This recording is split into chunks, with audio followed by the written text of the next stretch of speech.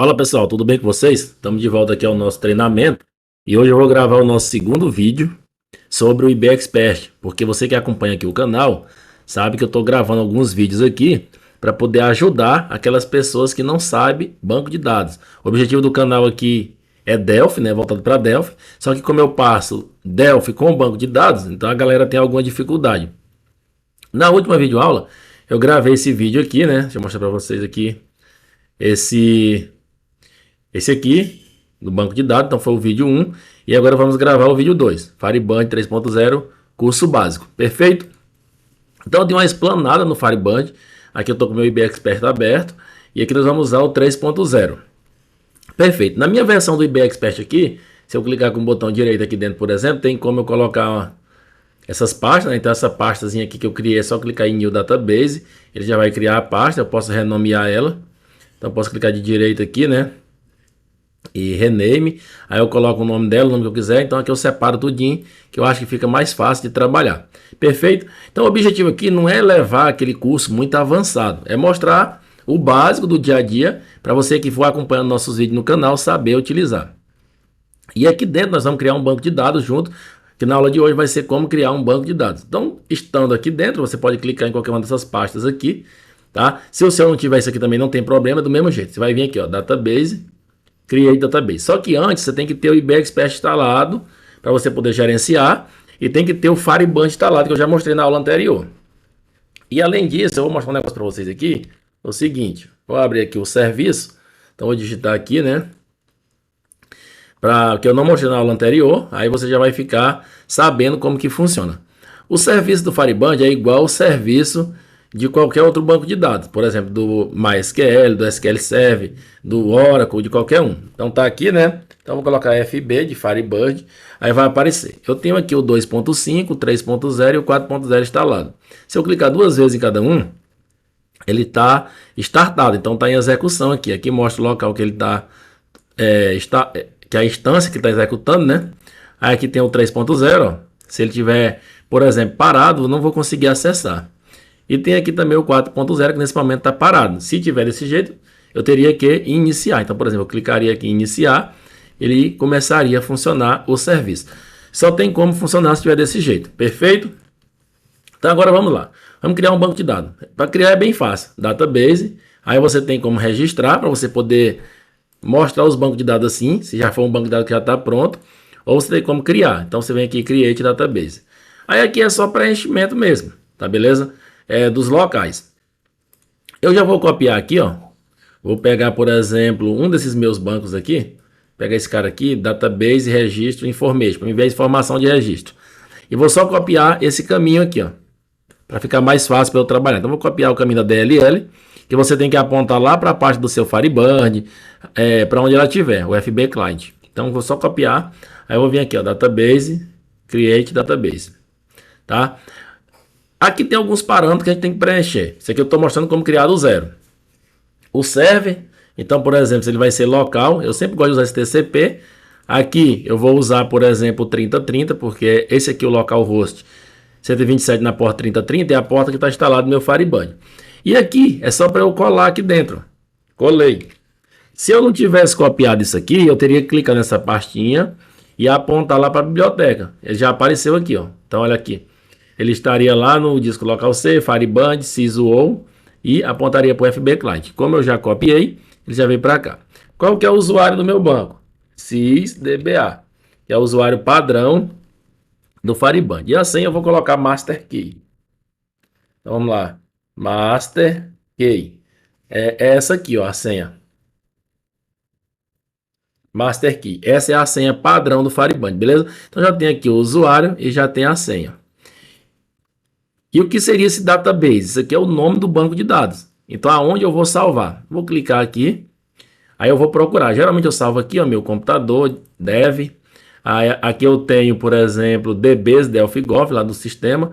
Aí aqui eu posso colocar DB 3.0. Essa aqui é uma organização minha. E aqui eu posso colocar, por exemplo, curso FB 30, 3.0. Beleza? Então coloquei aqui. Aqui seria o nome do banco de dados. Então vou colocar banco dados underline FB30. Não precisa tanto de underline, isso aqui é só para você, para ser sugestivo, para você poder entender. Então o nome do banco foi isso aqui que a gente colocou. Perfeito? Então vamos clicar em abrir, ele já vai vir para cá, ó. Agora o que acontece? Eu já preenchi os parâmetros aqui do server.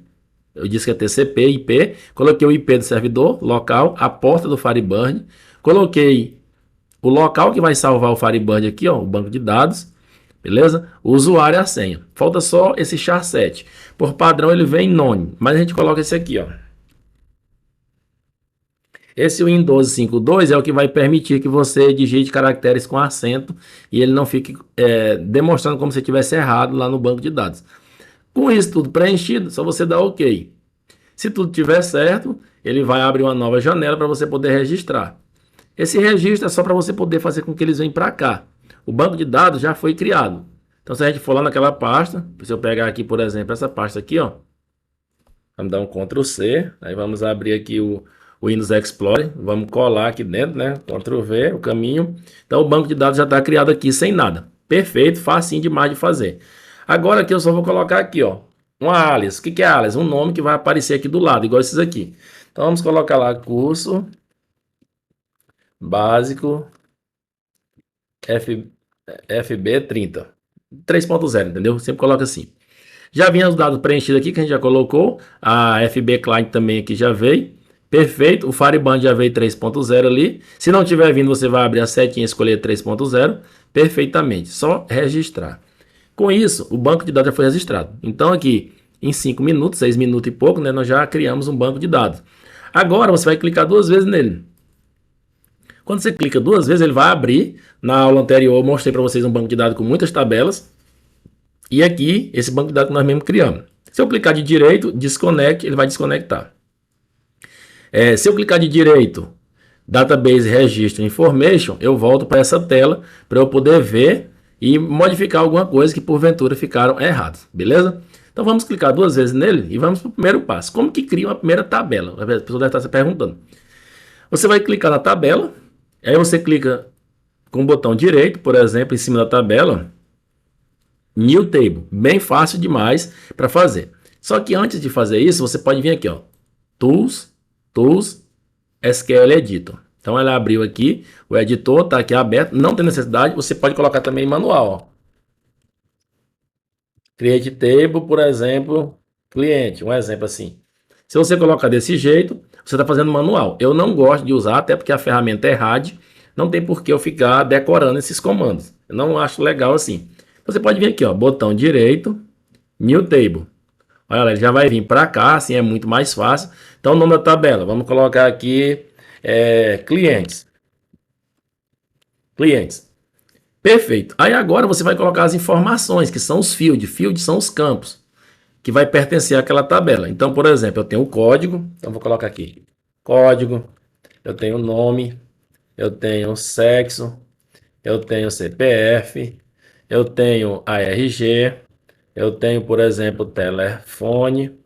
Eu tenho endereço. Só assim tá bom. Perfeito. Então, com isso, eu já preenchi os campos aqui.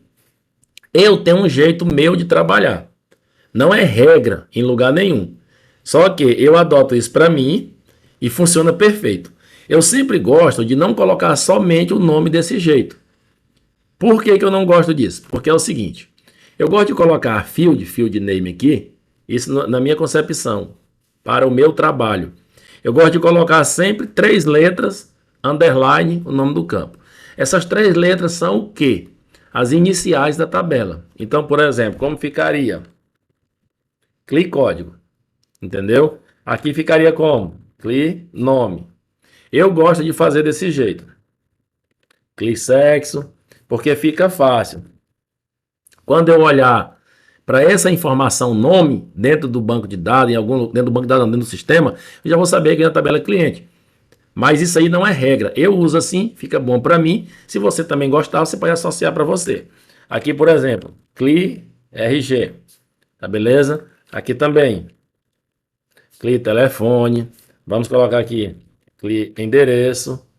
E vamos colocar idade. É claro que ninguém coloca a idade assim, mas isso aqui é só como exemplo, para a gente poder entender. Então essa é a nomenclatura que eu coloco. E se fosse produto, eu colocaria pro, nome, pro, código, pro alguma coisa. Se fosse fornecedor, for, código, for, nome e assim sucessivamente. Eu acho assim legal. Aqui no IBExpert, depois que você define as fields, você define os tipos. Então, por exemplo, o código é inteiro. Então vamos pensar, o código é 1, 2, 3, 4, 5. Perfeito. Então aqui eu tenho o PK. Se eu clicar duas vezes aqui do lado, ó, ele já vai inserir essa chavinha. Por isso que eu acho bom o IBExpert, que ele é fácil de trabalhar. Não precisa fazer nada disso no código. É interessante saber o código? É, mas se tem ferramenta que você pode trabalhar com agilidade, muito melhor. Então, já criei a chavinha aqui, ó, primary key. Ele vai ser 1, 2, 3, 4, ou seja, um número sequencial. No Firebird aqui, você tem que criar uma opção para ele poder gerar essa sequência, que a gente chama de generator, esses caras aqui, ó. Então, o generator gera a sequência através de uma trig. O Oracle é sequence. O SQL você coloca lá o auto-incremento e ele vai gerando. Ele também tem esse mesmo mecanismo, só que interno. Você nem percebe. O Firebird aqui também tem. O 3.0 para frente tem interno. Só que eu prefiro ver o generator, porque eu posso modificar esse generator e assim sucessivamente.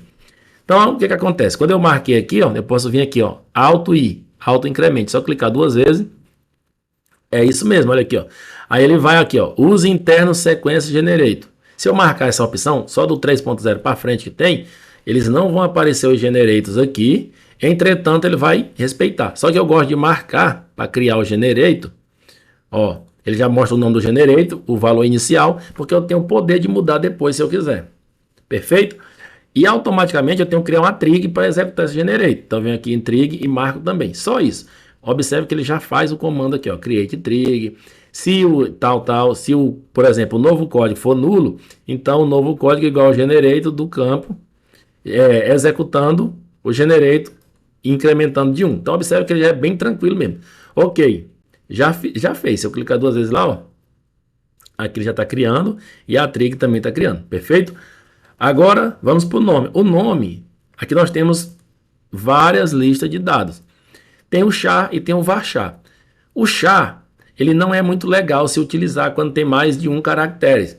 Então, por exemplo, se eu tiver lá um campo que vai caber 10 caracteres, eu colocar char 10 e eu colocar só um caractere, ele preenche os outros 9 com espaço em branco. Então, eu não uso o char. Tem a situação de usar ele, mas eu gosto de usar o varchar, porque ele vai preencher somente com as informações que eu colocar. O sexo, então vou colocar varchar também, poderia ser char, mas eu vou colocar varchar. O CPF também vai ser varchar. Então aqui, ó, o RG, aqui eu coloquei char sem querer, né, é varchar. Observe que ele já apareceu size 10, mas se eu colocar, por exemplo, aqui decimal, ele já muda aqui o tipo, entendeu? Isso aqui é um tipo, quando eu coloco ele muda. Então vou colocar aqui a RG também varchar, vou colocar varchar. O telefone vou colocar varchar. Vou colocar aqui, cadê? Varchar. O endereço, vou colocar, vou tirar esse endereço daí e colocar data de nascimento para você poder perceber. Então vou colocar aqui, ó, date, entendeu? Para você poder ver os tipos de dados diferentes. E esse cara aqui, posso colocar aqui, por exemplo, limite, o limite do cliente. Aí eu vou colocar aqui numeric. Só para você poder ver vários tipos de dados diferentes. Agora, o nome, se eu colocar desse jeito, só vai caber 10 caracteres. Entendeu? Então não é legal você deixar um tamanho pequeno. Você tem que fazer aí, coloca um valor razoável. Por exemplo, 100 caracteres, eu não conheço nenhum nome com mais de 100. Aí vai ser da sua interpretação. Sexo, masculino, feminino, pode ser M, F. O certo seria só um. Se você quiser colocar o nome, pode também, tá? Mas aí, então, você coloca aí mais ou menos uns 50 caracteres. Aí vai ficar à sua disposição. CPF, você poderia contar quantos caracteres tem no CPF, incluindo os pontos, e colocar aqui. De cara a gente vai colocar 50, porque vai caber perfeitamente. Isso aqui também 50. O telefone, poderia fazer a mesma coisa, 50. O limite. O limite, quando eu uso essa opção numeric, ele coloca 15 e 2. O que significa isso? 15 é o tamanho de números que vai caber no campo, e a escala 2 são quantas casas decimais eu posso usar. Então, eu gosto de usar sempre 15 e 4, porque já atinge muita coisa. É como se você tivesse lá um valor assim, ó. Ó, 1, 2, 3, 4, 5, 6, 7, 8, 9, 10, 11, 12, 13, 14, 15. 15 caracteres, só que daqui para cá, ó, seria separado para casas decimais, entendeu? Aí os números seriam calculados de 3 em 3 aqui. Assim fica bem bacana, é bem melhor esse tipo de 15 e 4. Perfeito? Fez tudo isso aqui, você vai clicar aqui nesse raiozinho aqui, ó. Compile, que é commit, a gente chama de commit, né? Pra compilar aqui. Então você clicou no raio, ele vai fazer todo o processo e commit. Se você der rollback, vai cancelar tudo, commit. Com isso, a sua tabela já está criada. Então se você clicar em data, já tem a tabela aqui.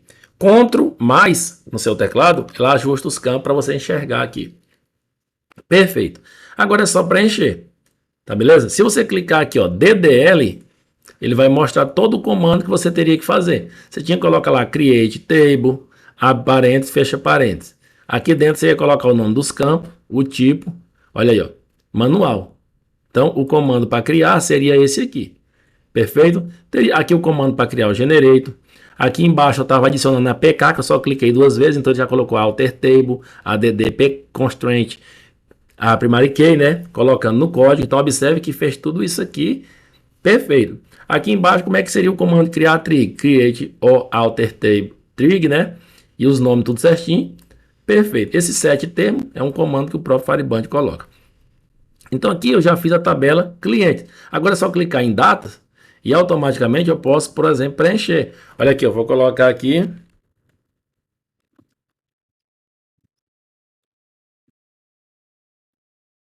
Por exemplo, Delphi Gov. Pode colocar tudo junto aqui, né? Sexo masculino. Olha aí, ó. CPF, ó. Calma aí. Não estou enxergando, né? Então vou abrir mais aqui, enlarguecer. Olha lá. Entendeu? Então observe que já tem todo o padrão. Observe que ele ainda está com esse asteriscozinho, porque não comitei. Se eu clicar aqui, ó, commit. Automaticamente ele comitou a transação e gerou o número 1, porque ele disparou aqui, ó, a minha trig e o meu generator. O meu generator, quando eu criei ele, começou com 0. Então agora ele já está com o número 1, começou com 0, o valor atual é 1 e incrementa de 1 em 1. Se eu quiser que seja de 2 em 2, eu mudo o incremento aqui para 2. Por isso que eu gosto que o generator aparece. Entendeu? Agora, por exemplo, o RG, você pode colocar um RG aqui. O telefone, você pode colocar lá o telefone, né? Então, vou colocar lá o nosso telefone. Entendeu? Data de nascimento. Quando é o campo data, ele já cria aqui é o jeito de data, você pode escolher.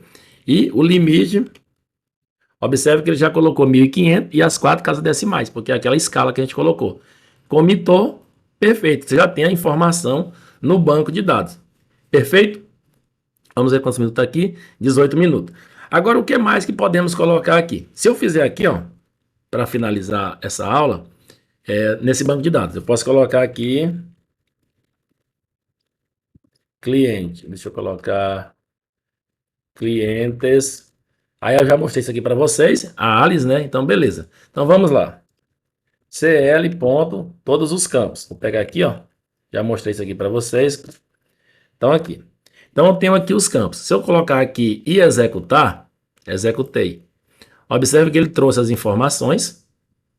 Rodou todas as informações e trouxe os clientes para nós. Vamos clicar aqui no plan. Observe que ele está não indexado, mesmo tendo apenas um registro. O que isso significa?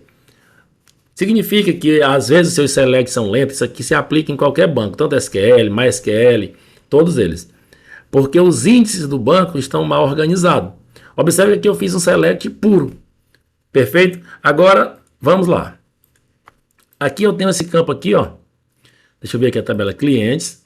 Eu tenho aqui índices. Por padrão, a chave primária já é um índice. Ou seja, um registro que eu posso encontrar com facilidade. É como se eu fizesse um filtro lá dentro do meu banco de dados, digamos assim. Então, se eu só colocar aqui, ó, order by CL ponto, eu já invoquei um índice. Então, vamos lá. Cliquei aqui.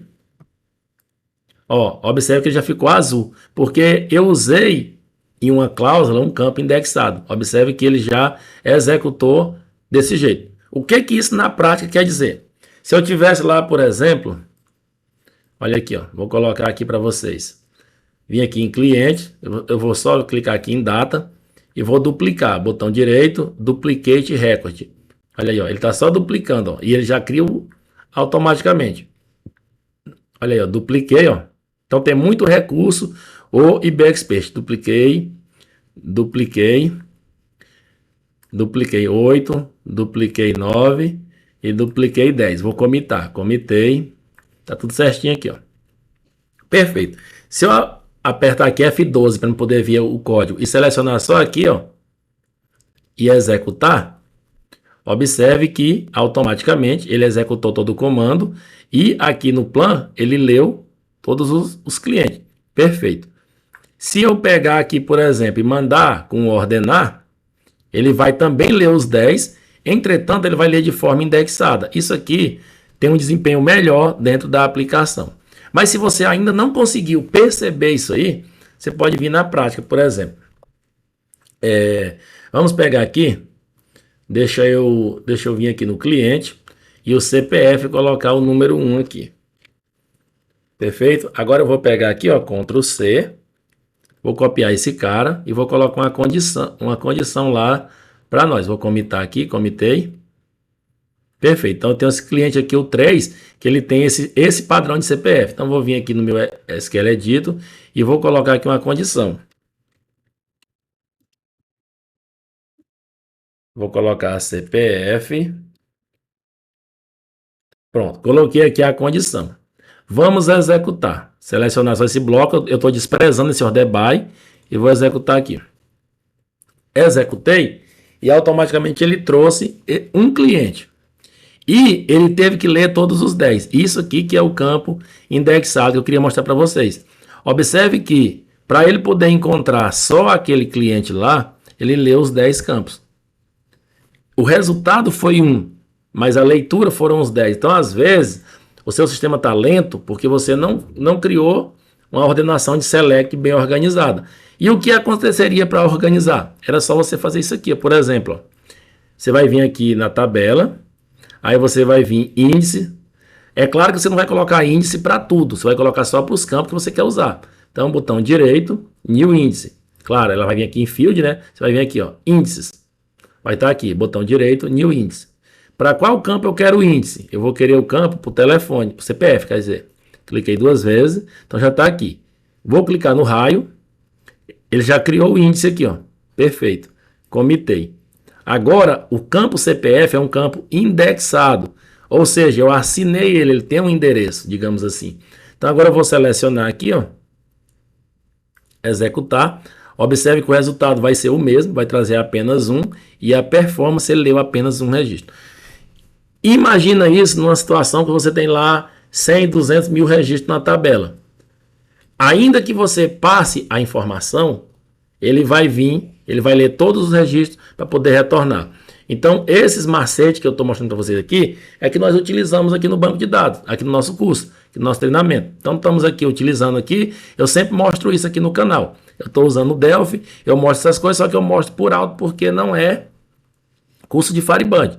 Aí a galera fica com dúvida. Então, agora você está começando a sanar essas dúvidas. Por que utilizou aquilo, por que não?